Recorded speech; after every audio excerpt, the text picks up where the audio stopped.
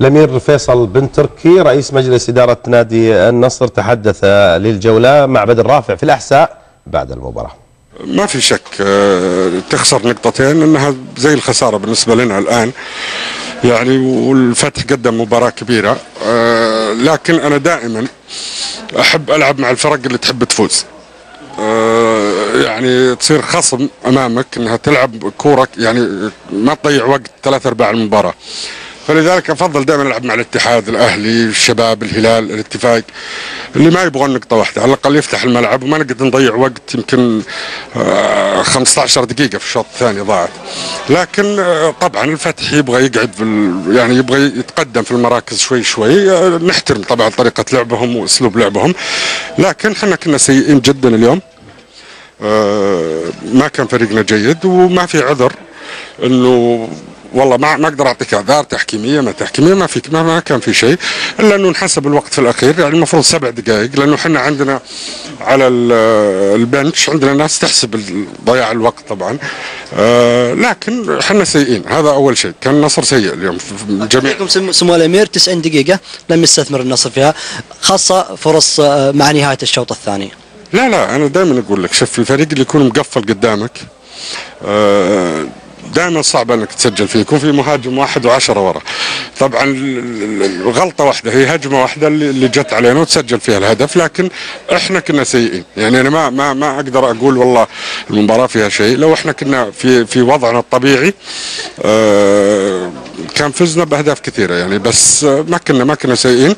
وانا ما ابغى اقول على قصه احنا ناقصين ما ناقصين. النصر ما ينقص ابدا، شفناه في المباراه اللي فاتت، كانت لعبنا كره حلوه. ننسى المباراه هذه، عندنا مباراه قدامنا ان شاء الله، مباراه التعاون الاسبوع الجاي ان شاء الله نحقق 3 نقاط فيها. ما ظهرت المباراه في الشوط الاول كانت هناك هدوء من اللاعبين، لكن في الشوط الثاني كان هناك نرفزه سمو الامير.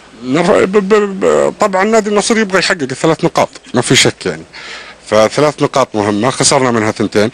لكن يعني المباراه كانت جيده، ما كان في هذيك الخشونه يعني شيء طبيعي يحصل في الملعب. لكن الحمد لله يعني، ونادي الفتح نادي شقيق لنادي النصر، وبالعكس يعني، والقائمين على نادي الفتح دائما احنا لما نجي لمدينه الاحساء بالعكس يقومون بدور يعني بزياده، زي ما اقول تربطنا فيهم علاقات حميمه دائما. لكن انا احكيك بالواقع يعني، انه النصر ينافس على الصداره، الفتح يبغى يتقدم يدخل كاس الملك. فلذلك حفاظه على نقطه، تعرف خصوصا لما انطرد الحارس. لكن الحمد لله ان شاء الله المباراه الجايه احنا يعني قدمنا مباراه سيئه. سمو الامير بفتح معك ملف اخر عبر برنامج الجوله عبر قناه لاين سبورت الجديده عن اللاعب عبد الله شيل واللاعب عبد العزيز حمسل. يعني تداولت بعض وسائل الاعلام الفتره الاخيره ان نيه نادي النصر الدخول في المفاوضات. قانونيا ما اقدر اتحدث الان لانه ما دخلوا فتره 6 شهور. لما يدخل اي لاعب فتره 6 شهور يحق لك ان تفاوضه. احنا ما يعني اي لاعب بيفيد النصر ان شاء الله ويتاح لنادي النصر اذا كان الاداره او الجهاز الفني يرغب فيه ان شاء الله بنحاول التعاقد معه. ما احب يعني اثير اشياء معينه مع أندية أخرى، بالعكس يعني كل الأندية أشقاء لنادي النصر. أيا كان أي نادي دخل لاعبه في 6 شهور ويحتاج نادي النصر بيتعاقد معه. سؤال أخير سمو الأمير وأشكر لك ريحيتك، أول كلمة توجهها للاعبين بعد هذه المباراة؟